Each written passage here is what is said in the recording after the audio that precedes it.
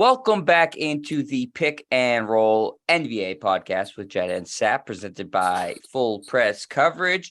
We've been away for a week, waiting for some more NBA rumors to come to us, Sap, and today delivered as LeBron James signs an extension with the Los Angeles Lakers, a 2-year deal worth a reported $97.1 million.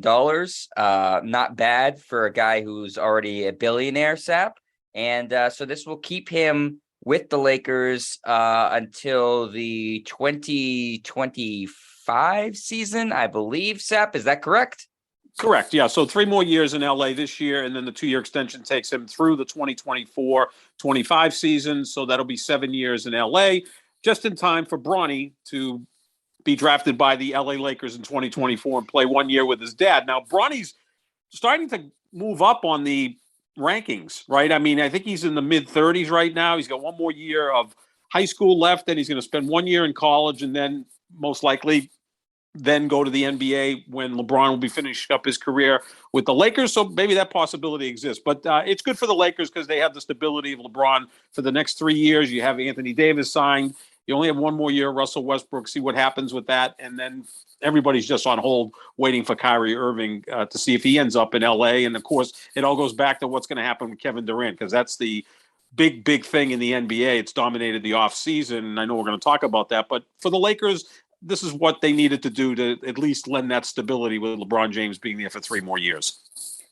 Yeah, I mean, it didn't seem to me like there was any real jeopardy of him leaving. You know, it's all the reports. I know that they've been, the past couple of seasons have been frustrating for them, but, his whole family lives there. Obviously, you mentioned his son, Bronny. His other son, too, is becoming, a NBA level prospect. I think he's just a freshman in high school. So still, a lot of time to see whether he develops. But it just seems like he's very comfortable in LA.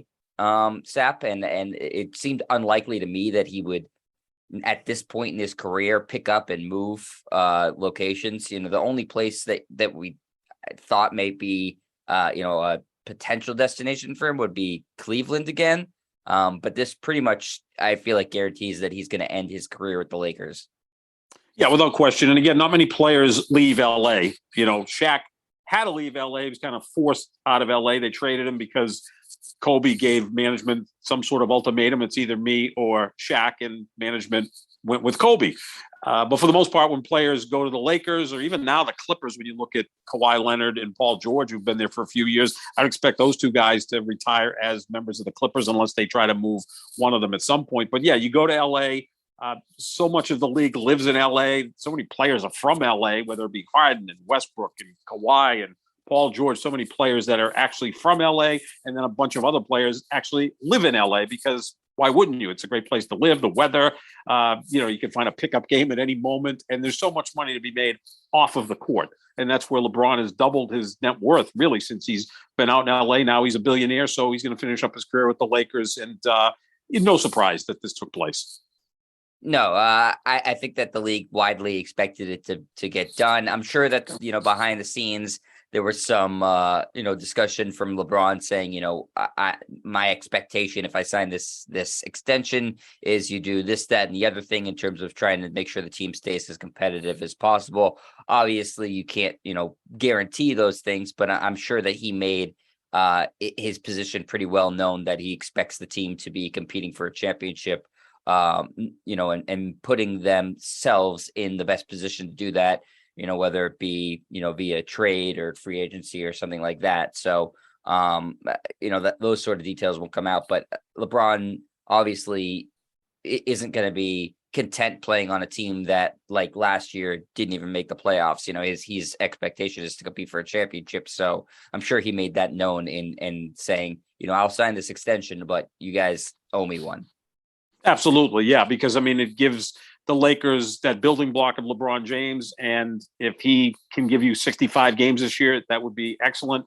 If Anthony Davis can give you 65 games, that would be a coup as well. And then you just see what happens with Russell Westbrook. Now, Darvin Ham is the new coach. He seems like he's going to be a bit more forceful than maybe Frank Vogel was, but who knows how long that's going to last because you've got 3 superstars on that team, even though Westbrook doesn't play like a superstar anymore. He carries himself like a superstar. So it's going to be interesting to see what happens. And again, a lot of this depends on if Kyrie Irving ends up being a Laker. And again, we're less than 2 months away from the start of the season. So it's going to be fascinating the next 2 months heading into the start of the season.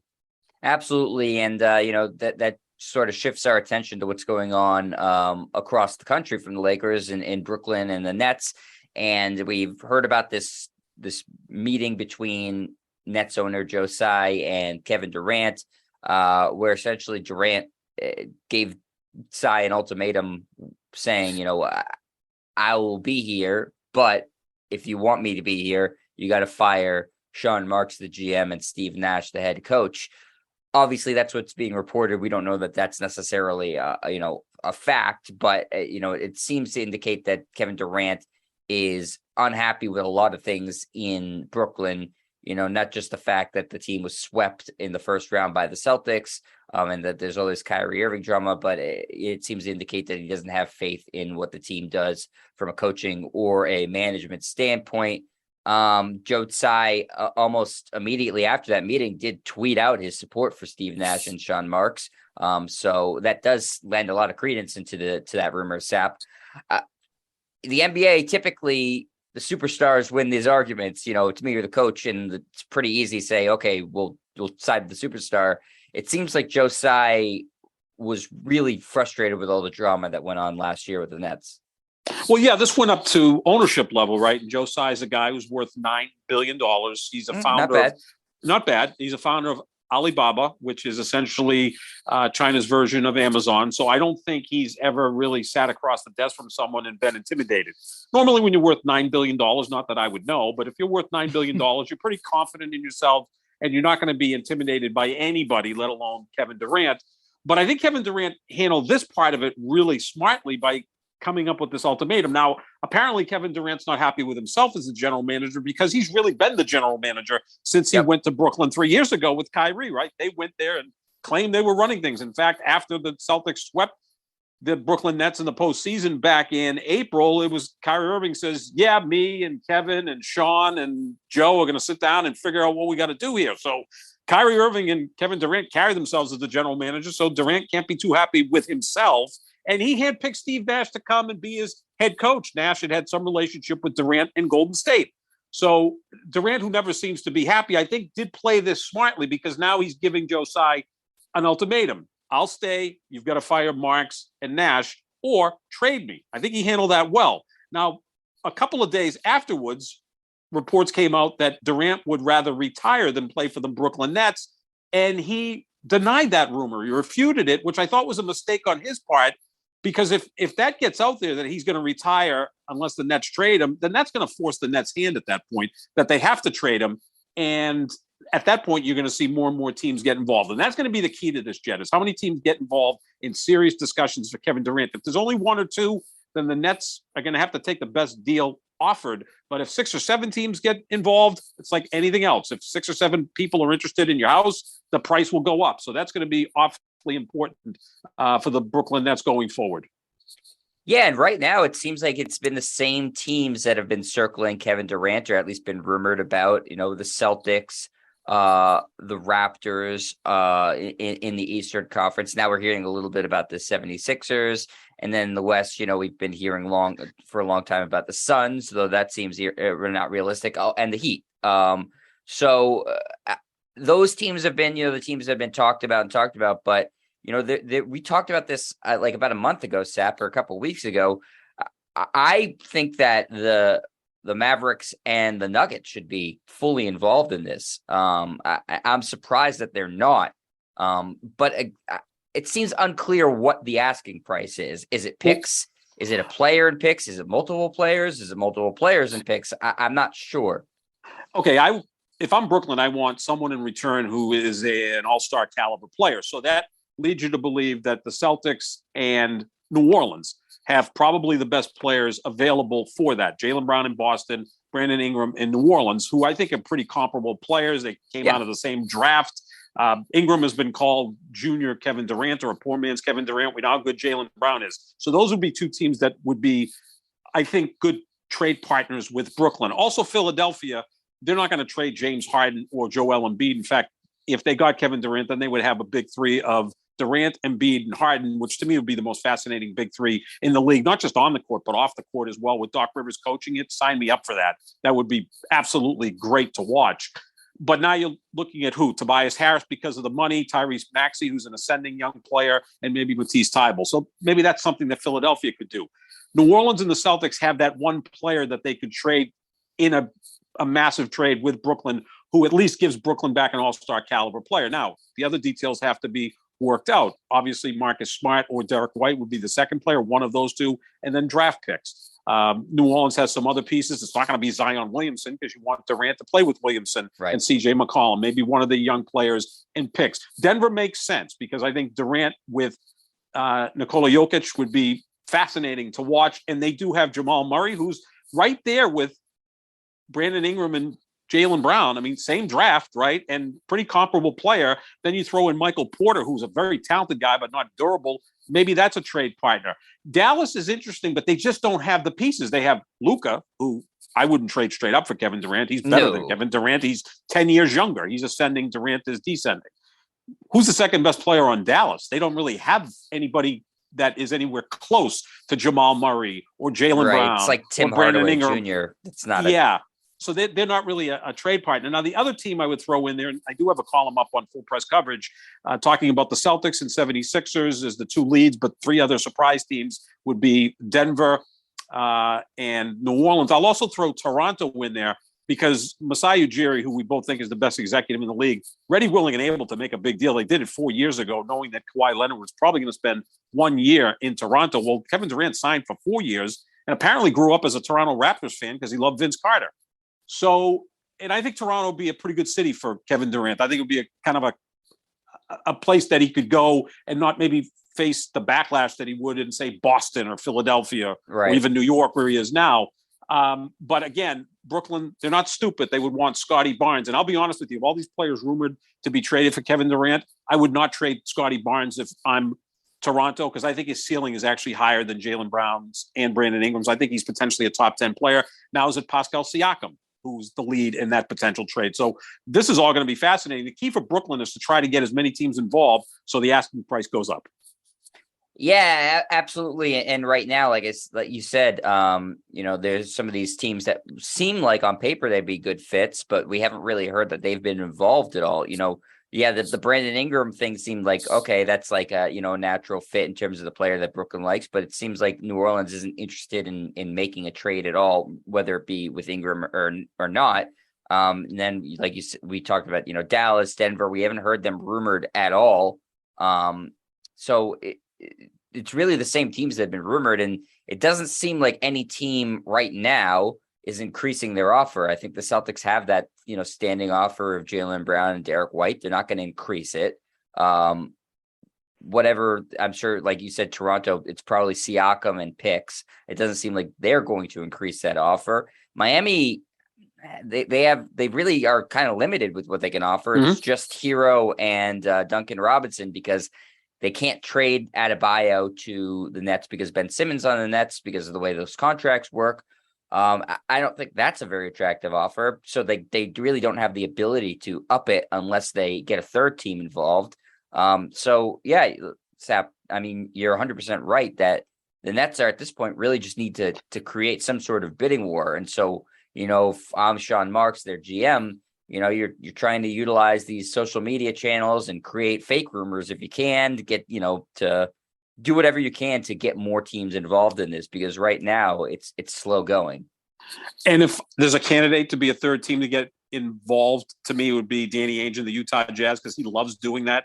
He'll sense that opportunity to get a lot of value back. And we know that there are ongoing talks with Utah and the New York Knicks about Donovan Mitchell. So maybe there's a 3 or a 4-way trade involved there. I don't think Durant would end up in Utah, but Ainge could get even more draft picks. And he's got a bunch of them that he got for Rudy Gobert. So a lot of these things can happen. And again, the start of the season is October 18th. So we're 2 months away from that. Camp is about 4 or 5 weeks away. So you want to try to get this resolved beforehand. And I don't know if Durant would actually go all the way in and say, I'm done. Either trade me or I'm retiring. I know he loves basketball, but he's also got a lot of money already. He's worth about $500 million when you add in his salaries, endorsements. He's invested his money wisely in Silicon Valley. So, I mean, he could essentially walk away. And then at some point it would get resolved, right? The league would probably step in and say, we can't have one of the 5 best players in the league sitting out because he doesn't want to play for the Brooklyn Nets. And look, Joe Tsai is a guy who, again, worth $9 billion.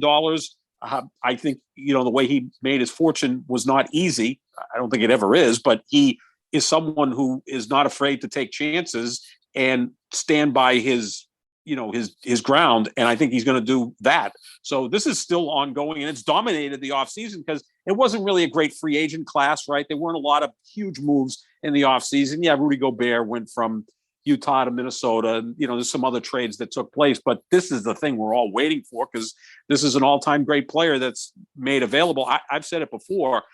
If Kevin Durant gets traded, this would be the biggest trade or the best player traded somewhat close to his prime. I think he's a little past his prime, but it would be not quite comparable, but close to when Kareem Abdul-Jabbar was traded by the Milwaukee Bucks to the LA Lakers back in 1975 when Kareem was 28, right in his prime. He was the best player in basketball. And the Bucks got back some good players for him. Junior Bridgman, Brian Winters, Dave Myers, Elmer Smith. I mean, they got 4 good players, and they were a somewhat contending team for close to a decade. But Kareem's Kareem. And, of course, we know he went to L.A. and won 5 championships, although helped a lot by Magic Johnson. So this would be the biggest move in the NBA in terms of a trade since then. I know Shaq got traded from the Lakers to Miami, but I think this would be a little bit bigger. Yeah, we'll have to see. We've been saying now for about a month, Sap, the NBA seems to be in like a bit of a holding pattern with this, and that remains true. Are you surprised that Joe Tsai didn't just say, okay, we'll get rid of Steve Nash or Sean Marks? I just don't think a guy like that likes an ultimatum. I mean, he paid, $3.3 billion for the team, and he brought in Kevin Durant so you think it's and as simple Kyrie as that? Irving. He's just It could be, doesn't want to be told what to do. Yeah. Yeah. I mean, I don't think these guys that are worth that kind of money. And again, he wasn't gifted the money. He was someone who built up Alibaba, which is a massive Chinese company. So he's got an ego of himself, right? That's what people forget is, the players have egos, the coaches have egos. I think the owners have bigger egos. I mean, do you think Steve Ballmer has a massive ego? I would hope so. We know Mark Cuban has a massive ego. James Dolan, go right down the list. They all have massive egos. So they're not going to just back down. I think the smart thing for Brooklyn would be to trade Kevin Durant, trade Kyrie Irving, get back as much as you can, and just build from there. Look, getting Jaylen Brown, Derek White, draft picks, whatever you can get from the Lakers, if it's draft picks. I know Russell Westbrook isn't the best thing to get back for Kyrie Irving, but it's an expiring contract. You can get dumped into free agency a year later. But Joe Tsai probably looks at Kevin Durant and says, you came here 3 years ago. I gave you everything you wanted. By the way, the Nets have committed so far to Kevin Durant 7 years, $320 million. I mean, he just is going into the first year of a 4-year, nearly $200 million deal. And that's after 3 years at $120 million. They've committed a ton of money to him and Kyrie Irving, although and they just paid him 1 year Kyrie, to just sit at home. To sit. Durant. They knew he wasn't going to play that year. And you want James Harden? We'll go get James Harden. We're going to trade Karis LeVert and Jared Allen and, Spencer Dinwiddie, guys that we really like, that were building a nice culture in Brooklyn. Just think if Brooklyn just signed Durant and Kyrie Irving and kept them with Jared Allen, Spencer Dinwiddie, and Karis LeVert, that would be a really good team. Much better. But Durant wanted James Harden, and then James Harden got tired of Kyrie Irving, so they moved on from Harden and brought in Ben Simmons, who never played. So now we've got a total mess. I mean, look, players should play, and executives should be executives. I mean, it's not often that players make all the right moves. LeBron's been a de facto general manager for a lot in his career, and he's done some good things, but he's also done some really stupid things. One of them was bringing Russell Westbrook to the Lakers when they should have gone in a different direction. It did not work well last year with the Lakers, and they're stuck with Westbrook this year unless they can just get rid of him for Kyrie Irving in some sort of contract swap. But yeah, I mean, I think Joe Tsai is going to stand by this. He's going to stick by his general manager and coach and eventually trade Kevin Durant. That's the way I see this happening. I think that's a pretty good read on it, Sap. The one thing that stood out to me, though, when talking about this, is I think Sean Marks actually is a pretty good GM. So I don't have so much of a problem with him. But we were talking about this during the playoffs. Steve Nash is way over his head as a coach. So, I mean, listen, maybe it might come down to, just like you said, stubbornness from Joe Tsai, loyalty, whatever you want to call it. But, Steve Nash, his performance doesn't indicate that you should be loyal to him based off of, I think this guy is the guy that, carry us to the next level. I just don't think he knows what the hell he's doing as a coach. No. I mean, he did not look very good in his first 2 years with Brooklyn. I mean, he got outcoached by Mike Budenholzer in the second round of the playoffs in 2021, and I'm not a huge fan of Budenholzer, but he did outcoach Steve Nash, and Nash last year was pretty much manhandled by Ime Udoka, who is someone that Kevin Durant likes and respects. That's why you could see that connection with Boston. And then Jaylen Brown, obviously, along with, I believe, Scotty Barnes and Brandon Ingram would be one of the three players that would be at the highest level in a potential deal for Kevin Durant. So this is going to happen probably in the next 5-6 weeks as you get into training camp. You want to get it done before the season so everybody can kind of get going in their direction, because this can just kind of hang over a team, especially Brooklyn. You've got, okay, Kevin Durant's not showing up to camp. It's going to dominate. What are you going to do with him? Look what happened with Philadelphia last year. You had Ben Simmons holding that organization hostage. Finally, you moved on from him, several months into the season, and they never really got going. So I think if you're Brooklyn, you just cut your losses at this point and say, okay, he doesn't want to play here. He's never happy. He might appear happy at the beginning of the season and within 3 months be miserable. So let's move on from him. Let's not forget, outside of his stay in Golden State, Kevin Durant's played 12 years in the league and has gone to the finals once. I mean, he is a great player, there's no question, but he's only won in stacked situations where he came on board with Steph Curry and Klay Thompson and Draymond Green and a team that had already won a championship, and then the next year set the record for most wins in a single season, and then lost in 7 games to Cleveland. He shows up, and of course, they're unbeatable. But, he's not the guy that builds the culture of an organization. He's more of a follower than a leader. So I would move on from him if I'm Brooklyn. He's going to be 34 in September. He's got a lot of mileage on him and a lot of injury questions. At this point, just move on from him, move on from Kyrie. And at some point, Joe Tsai might say, geez, I got my organization back. See what happens with Sean Marks, who I agree, I think is a good executive, and maybe Steve Nash grows into the job, and you can always replace a coach pretty easily in this league. Absolutely. And, it seems like the league also believes that it's a fait accompli that Kevin Durant's not going to be a member of the Nets next season as they release their Christmas schedule, and or it's leaked. I'm not sure which one happened first, but the Nets are not on it, and you would anticipate a team with Kevin Durant would be on the Christmas schedule. So the league obviously doesn't believe that he's going to be a Net. So this is what we got for the NBA's sort of marquee date in the season. Celtics are going to be hosting the Milwaukee Bucks. That's probably the marquee game of the Eastern Conference. 76ers going to the Knicks. And then we got 3 games in the Western Conference: Suns at the Denver Nuggets, Lakers and the Dallas Mavericks, and the Memphis Grizzlies and Golden State Warriors in a playoff rematch from last year. So those are the teams the NBA feels like are their biggest attraction. That's how they stack the Christmas Day schedule. Sap, do you have any problems with any of these matchups? It looks pretty good to me. Now they've released the times of these games, and the NBA is pretty smart because the NFL has 3 games on Christmas Day. Remember last year they had 2 games, and the marquee game last year was the Browns at the Packers, and they got 30 million viewers and destroyed the NBA in terms of ratings. Look, we love the NBA. I love the NFL as well. If they're head-to-head, the NFL is going to win those matchups 3 or 4 to 1. So the NBA is trying to figure out a way to get the biggest audiences they can with these 5 games because they know what the NFL games are that day. So 76ers at Knicks will be the noon tip-off. And the Knicks are always playing on Christmas Day, whether they're good or bad. I mean, it's the New York Knicks. It's the biggest market, so they'll kick off the day or tip off the day. Kickoff is for football. That's at 12 o'clock. Then you get the Lakers-Dallas at 2:30, which that you would think would normally be a marquee game, but the Lakers did make the playoffs last year. Dallas is great with Luka Doncic, and you got LeBron against Luka. That's going to be the 2:30 game. Then the Bucks at Celtics, which is the best game of the day. They had that great 7-game series last year in the second round of the Eastern Conference playoffs. That's at 5 o'clock.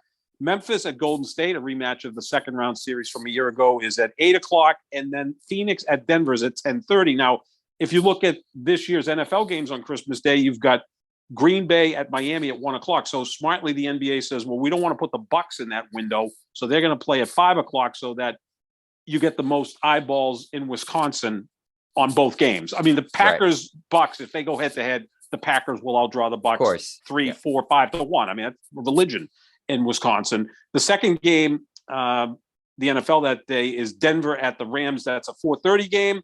So the Lakers will be playing at 2:30, and I think the Lakers are the one team in the NBA that will outdraw its city neighbor in the NFL. The Lakers will outdraw the Rams in LA. It's a bigger brand. It's still not a pro football town, in my opinion. Yeah, in LA. especially if LeBron is, if they're healthy. Yes, if they're Right. not, then it's a different story. That could be different, and it's a 2:30 game, so that game ends at 5, and by 4:30 is the kickoff of the Denver Rams game. So you could watch the Lakers Dallas at 2:30. When that wraps up, flip over to Denver and the Rams, and they'll probably be early in the first quarter. The night game is Tampa against Arizona. So you get the Suns at Denver at 10:30. But then again, I think that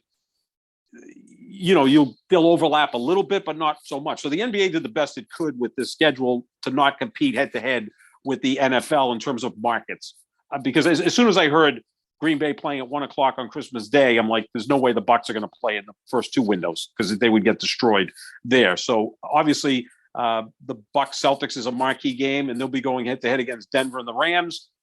I think they'll hold their own against Denver and the Rams. The Rams, even though the defending Super Bowl champs, are about the 8th most popular team in LA, and I'm talking football team in LA. I'm dead serious about that, Jed. I think we've had this discussion before. When I look at the most popular teams in LA. In terms of football, I think the Raiders are still the most popular team in LA.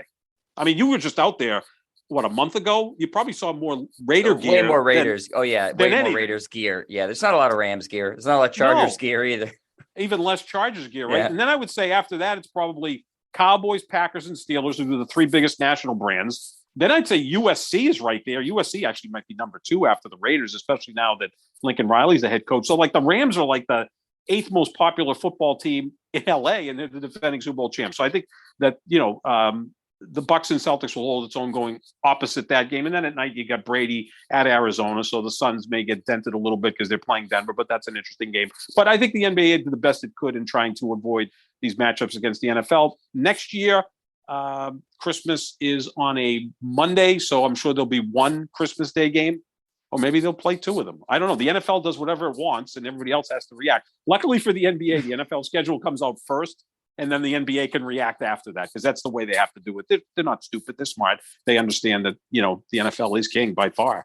Absolutely. Yeah. There's just, everybody love, we all love the NBA here, and it's still a growing league, in terms of audience, which is great because, they have a young audience. It's really getting engaged with the sport too, but it's still, you're going up against a behemoth. So you have to be realistic, and know your limits. And Adam Silver and the rest of the NBA owners seem to know that, it's a losing battle going 1-on-1 against football. That's okay. That doesn't mean the NBA is not still extremely popular, but you got to, know your limits and not put yourself in a position to fail. Other interesting sort of, NBA schedule news that has come out, Sap, is opening night. We're going to get the 2 teams currently with 17 championships. They're not playing against each other, but they are both on opening the season. The Celtics and the 76ers are going to tip off the season at October 18th at 7:30. That's going to be on, these games are going to be on TNT, Sap. So we'll see Barkley and the whole crew there. So Celtics and Sixers renew their rivalry. They didn't end up meeting in the playoffs last year, but 2 of the best teams in the Eastern Conference. And perhaps Kevin Durant will be a 76er or a Celtic at that point. Don't know.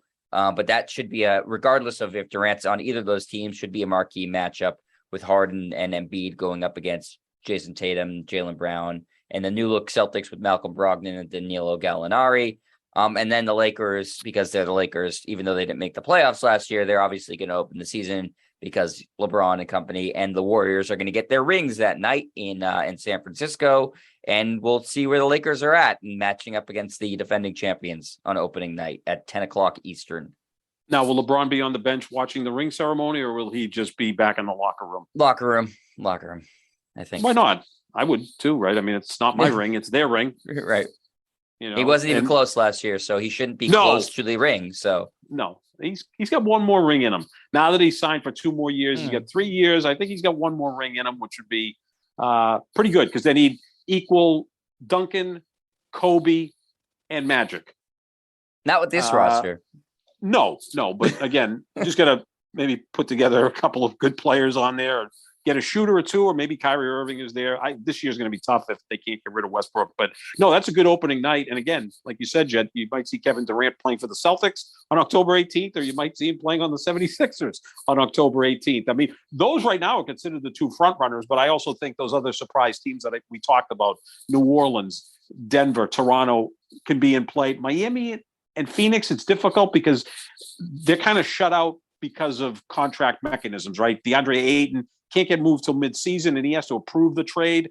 And meanwhile, Miami just doesn't have the pieces because Bam Adebayo can't be traded to a team that has Ben Simmons. Now, if you get a third team involved, maybe it can happen. But still a lot can happen in the next 2 months before this season kicks off. And in fact, as we've seen before, you get into the season, Kevin Durant might still be on the Brooklyn Nets holding out, and then they finally trade him by Thanksgiving. I mean, remember Harden got traded in early December, back when he got moved from, actually it was later than that because that was the pandemic year that he got moved, several weeks in the season from Houston to Brooklyn back in 2020. So yeah, you could see all these things happen as we get into the season. That's the way it works in the NBA. Different in football, especially with a quarterback. You got to get the quarterback in, get him set up with the offense. In basketball, well, Kevin Durant could step onto a team and be efficient like from day one.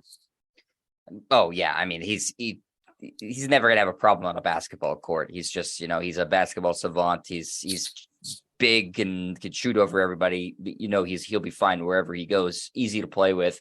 And like every good NBA season, some exciting returns should be happening early in the season.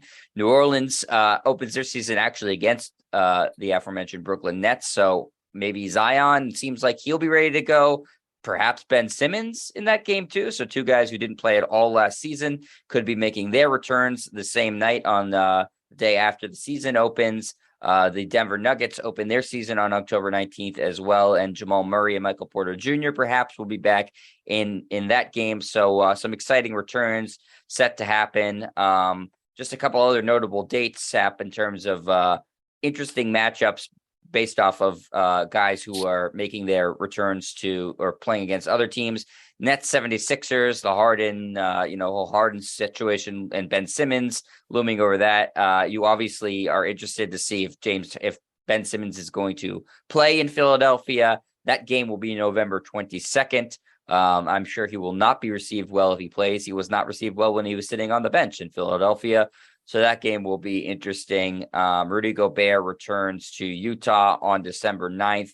And Celtics and Lakers, their first meeting this season is on December 13th.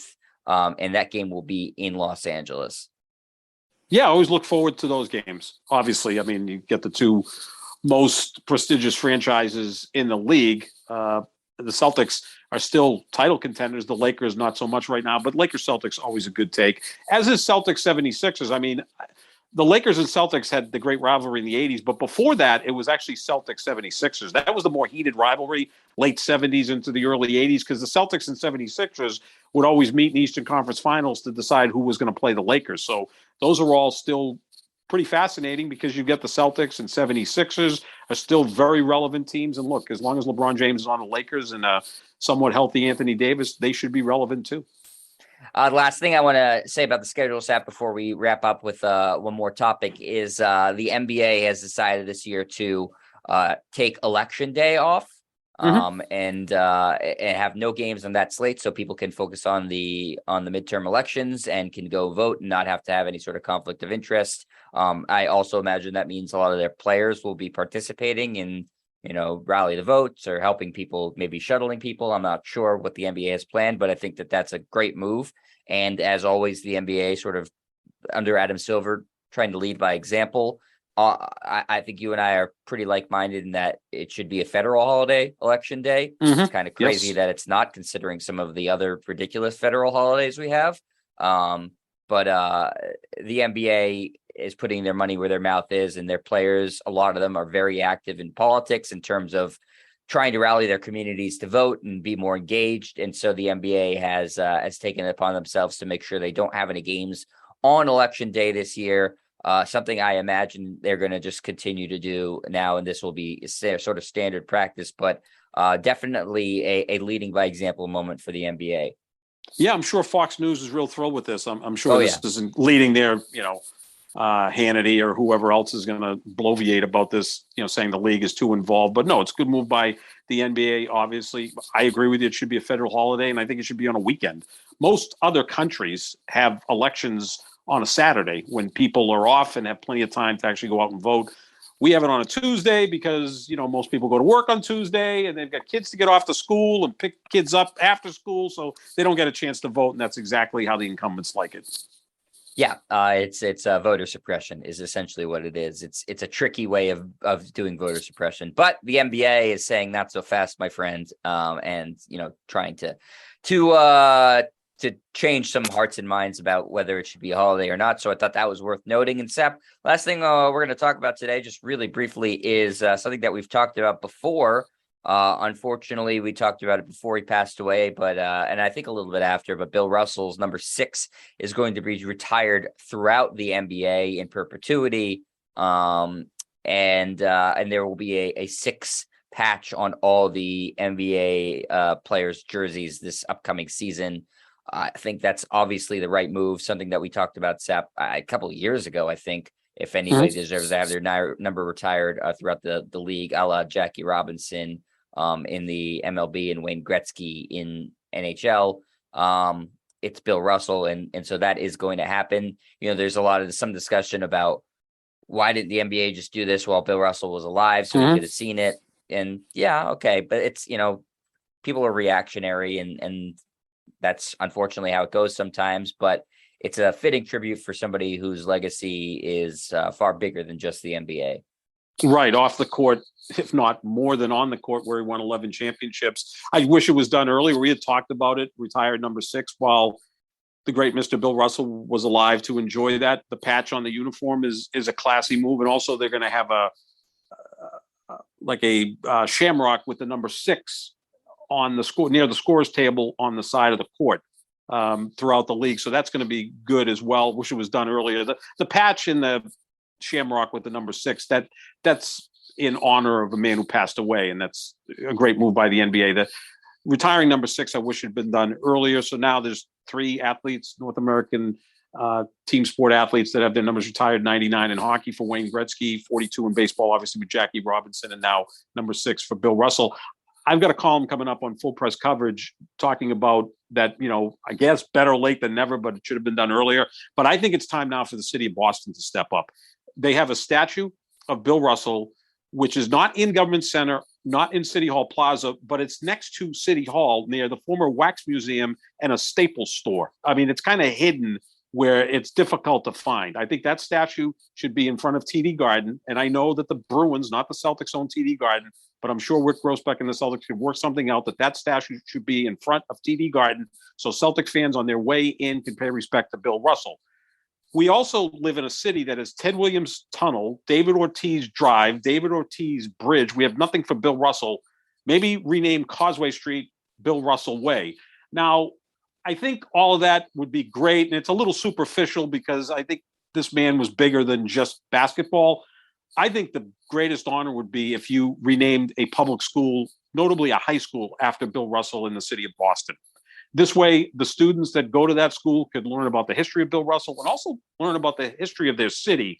An important part of teaching history is not just sugarcoating great events in the city, but also telling the truth about really bad things that happened in the city. We know what happened with Bill Russell while he was here for 13 years and how much racism and vitriol was hurled at him. I think renaming a public high school after Bill Russell would be a great move on the part of the city of Boston. I think those are all wonderful ideas, and I'd love to see them implemented. We know the wheels of government often move slowly, but there seems to be, if the time is now, obviously, that there's momentum on that side. So I would love to see that happen. There's obviously plenty of high schools in Boston, and I'm sure, could use a different name, and that would be a really great tribute. And I'm sure that would be what the man would probably appreciate the most. Rather than a road or a bridge or a tunnel or whatever. I mean, I'm sure that him and his family would appreciate that too, but all great ideas, Sep. I'd love to see them implemented. They don't even have to move the statue from where it is now. They could build another one. He did, right. Anybody deserves 2 statues. Sure. Build 2 statues for him. So I'd love to see that happen.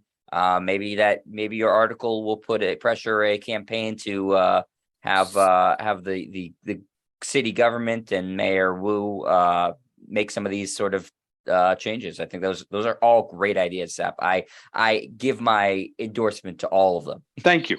And You're also, I think there's plenty of players in the league that would contribute to a scholarship fund to give high school students in Boston college scholarships as well. I mean, there's so many things that can be done because I think he still was so respected by the current players, right? I mean, LeBron James, respected the hell out of Bill Russell, because Bill Russell was always showing up the NBA Finals. Heck, the Finals MVP is named after him, and you could just tell that when LeBron got to meet him probably for the first time, and thereafter that he was kind of awestruck by Bill Russell, a giant on and off the court in so many ways. So yeah, there's a lot that can be done, and I think it's time for the city of Boston to step up. And I think Michelle Wu, who's the current mayor, is cognizant of these types of things. Again, go check out Sap's article on Full Press Coverage if you want to read the whole thing, and I'm sure he'll tweet it out there. You can check out Sap's Twitter at JohnSap25, and my Twitter is at JetStryer. And so we're all going to continue to wait for what goes on in the NBA with Kevin Durant, but we do have a lot of Donovan Mitchell talks about the Knicks, so that could happen imminently, and we will be here to respond to all of it. So make sure that you're checking out all the latest updates on the podcast, on Full Press Coverage, and on our social medias. Sap, that's going to do it for us. I appreciate your time, my friend, and we will be back later with a new edition of the podcast. See you, everybody.